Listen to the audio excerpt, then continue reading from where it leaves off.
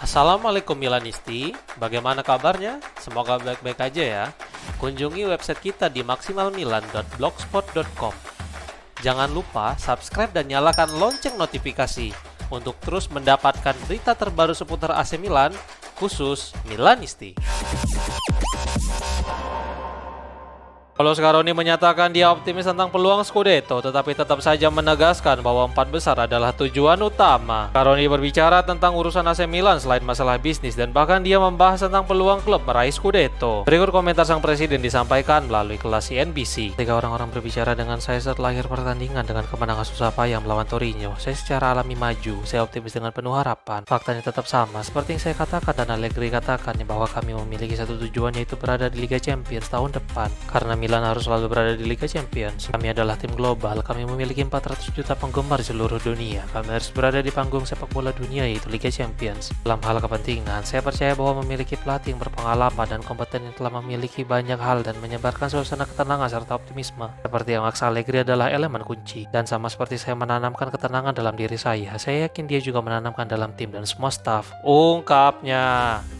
Milan pertimbangkan langkah potensial rekrut Alisson Becker yang mulai menuju pintu keluar Liverpool menurut sebuah laporan. Kai Swiss melaporkan bahwa Milan sedang bersiap untuk musim panas yang terik. Dengan situasi Mike Maignan yang kemungkinan besar akan meninggalkan San Siro akhir musim ini, Rossoneri telah mengidentifikasi penerus idealnya dan sosok itu bukanlah pemain kaleng-kaleng. Diavolo telah mengarahkan pandangan mereka pada Alisson yang merupakan bintang Liverpool dan telah melakukan kontak dengan perwakilan pemain Brazil itu, dan klub telah bergerak cepat serta serius untuk menyelesaikan permasalahan penjaga gawang ini. Liverpool sendiri dilaporkan terbuka menjual kipernya pada musim panas mendatang. Kontrak kiper 33 tahun itu akan berakhir pada Juni 2027 dan tampaknya Milan tidak butuh banyak uang untuk membawanya kembali ke Italia. Kedatangan Alisson jelas akan menjadi pengganti yang sepadan untuk seorang Mike Maignan yang belum jelas hingga saat ini. Alisson telah memenangkan beberapa penghargaan individu dan trofi bersama Liverpool. Selain itu, dia juga bisa menjadi salah satu pemimpin di ruang ganti dengan semua pengalaman yang dimilikinya selama ini.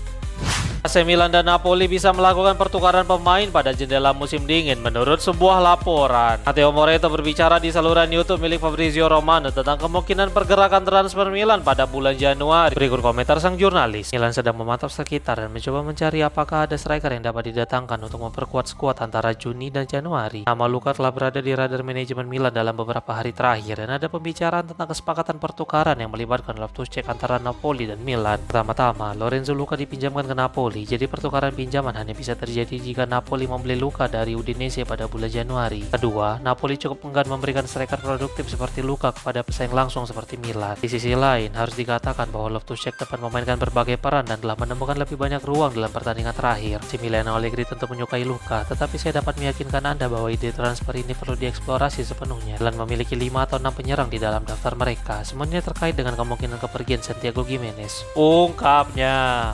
Santiago Gimenez semakin dekat pulih sepenuhnya setelah alami masalah pergelangan kaki menurut sebuah laporan. Milan Press mengutip Tuttosport yang melaporkan bahwa Massimiliano Allegri akan kehilangan Rafael Leao untuk pertandingan melawan Sassuolo akhir pekan ini. Meskipun cedera penyerang Portugal itu bukanlah ketegangan otot atau robekan otot, tetapi dia masih mengalami peradangan dan Allegri tidak ingin mengambil resiko apapun. Sebagai gantinya, Allegri berharap bisa memiliki Gimenez setidaknya di bangku cadangan untuk pertandingan melawan Sassuolo. Bebote telah berlatihan berlari selama beberapa hari di Milanello tanpa merasakan sakit di pergelangan kakinya. Jadi staf semakin optimis sang penyerang mampu segera pulih. Kalinya striker Meksiko itu jelas akan menjadi suntikan tenaga tersendiri bagi Allegri. Terlebih Gimenez telah absen lebih dari 1 bulan akibat masalah pergelangan kaki. Dalam beberapa hari ke depan, kondisi Gimenez akan menjadi lebih jelas untuk menentukan apakah dia tersedia atau tidak. AC Milan kembali percaya diri bisa meyakinkan Mike Maignan untuk memperpanjang kontrak menurut sebuah laporan. Luka Cohen melaporkan bahwa ada optimisme untuk pembaruan kontrak Maignan dan hal ini juga yang sedikit dibahas oleh Glitare. Dia diwawancarai tentang kemungkinan pembaruan kontrak kiper Prancis itu.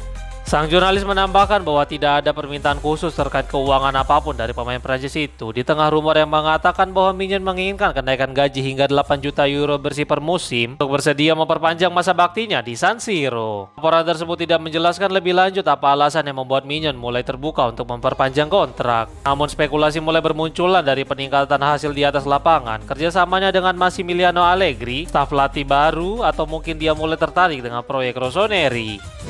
Christian Pulisic terus bersinar terang dan AC Milan terus bekerja untuk menyiapkan proposal perpanjangan kontrak untuknya menurut sebuah laporan. Corriere della Sera melaporkan bahwa cedera Rafael Leao merusak perayaan kemenangan epic comeback Milan di kandang Torino beberapa hari yang lalu. Tapi untungnya cederanya bukan merupakan masalah yang serius dan Massimiliano Allegri dapat sedikit bernapas lega karena hal itu. Cedera itu akan memaksa Leao untuk melewatkan pertandingan akhir pekan ini melawan Sassuolo. Namun Allegri masih memiliki senjata pamungkas lainnya yaitu Christian Pulisic. Penyerang Amerika Serikat itu mampu menjadi pahlawan rossoneri melalui brace di gawang Torino dan membuat klub kembali kuasai puncak klasemen Serie A. Di atas segalanya, manajemen jelas tidak ingin apa yang terjadi dengan perpanjangan kontrak Mike Maignan juga terjadi kepada Pulisic. Klub saat ini masih memiliki opsi perpanjangan otomatis 1 musim ke depan, tetapi jika ternyata segalanya sangat rumit, maka bukan tidak mungkin rossoneri akan melego mantan striker Chelsea itu. AC Milan dan Juventus mulai pantau situasi rumit Adam Marusic bersama Lazio menurut sebuah laporan. BMW melaporkan bahwa Maurizio Sarri meminta Marusic untuk perpanjang kontrak, tetapi kedua belah pihak masih jauh dari kata sepakat untuk hal tersebut. Hal ini dikarenakan sang bek meminta kontrak jangka panjang, tetapi Claudio Lotito tidak memberikan perpanjangan kontrak lebih dari 1 musim untuk sang bek. Angelo Fabiani selaku agen Marusic baru-baru ini berbicara tentang jendela transfer Januari dan dia menyinggung tentang situasi kliennya di Lazio. Berikut komentar sang agen. Saya selalu percaya diri, masih ada beberapa minggu lagi dan kami akan mengatasi masalah ini di saat jendela transfer dibuka. Kita tahu apa yang harus kita lakukan. Kami telah mengadakan pertemuan dengan presiden dan pelatih dan kami bekerja di belakang layar. Ada hubungan yang hebat, berlandaskan kasih sayang dan saling menghormati. Penting bagi kami untuk memiliki Sarri di bangku cadangan. Dia memberi kami ketenangan dalam berpikir. Kami melihat hasil dan peningkatan. Kami telah memulai program 3 tahun dengannya dan kami ingin tumbuh bersamanya. Dia adalah pemandu kami, ungkapnya.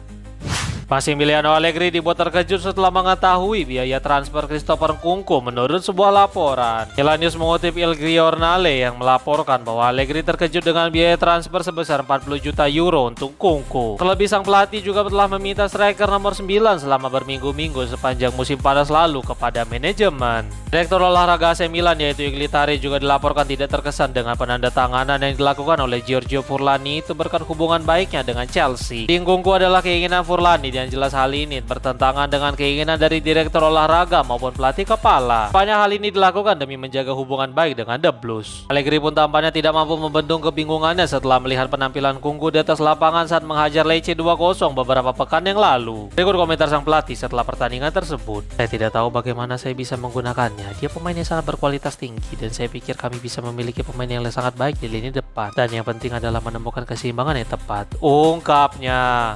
Pemain senior AC Milan kembali lanjutkan tradisi tahunan mereka dengan memberikan hadiah Natal kepada para pemain muda klub. Putra dan putri Milan melakukan pertemuan di San Siro hari ini untuk pesta Natal sektor pemuda klub. Pemain saling menyapa, bermain dan berbagi kado yang dapat menyatukan seluruh keluarga rossoneri. Para pemain muda juga berpartisipasi dalam perjalanan yang penuh kejutan di dalam stadion. Sesi pertama di bawah naungan Milan Foundation, 4 pemain hadir yaitu Mike Maignan, Ruben Loftus-Cheek, Monica Renzotti, dan Nadine Sorelli. Mereka mengumpulkan mainan untuk rumah sakit anak Milan. Hasil sumbangan yang diberikan selama periode Natal oleh para pemain ke Puma House of Football Centro, Ivis Mara, dan tim Milan Futuro. Sesi kedua, kegiatan tersebut dikemas dengan permainan yang memicu adrenalin dan keseruan. Melibatkan semua tim yang akan bersaing di meja football untuk memecahkan rekor, lengkap dengan 11 syaratnya. Di satu sisi ada tim Leao dan Kivak. Di sisi lainnya ada tim Modric dan Park. Sesi ketiga, para pemain muda rossoneri dapat memasuki ruang ganti Milan, mana mereka disajikan syal sebelum mengalami kegembiraan di terowongan rossoneri, di mana semua pemain dari tim utama putra dan putri menunggu mereka untuk high five.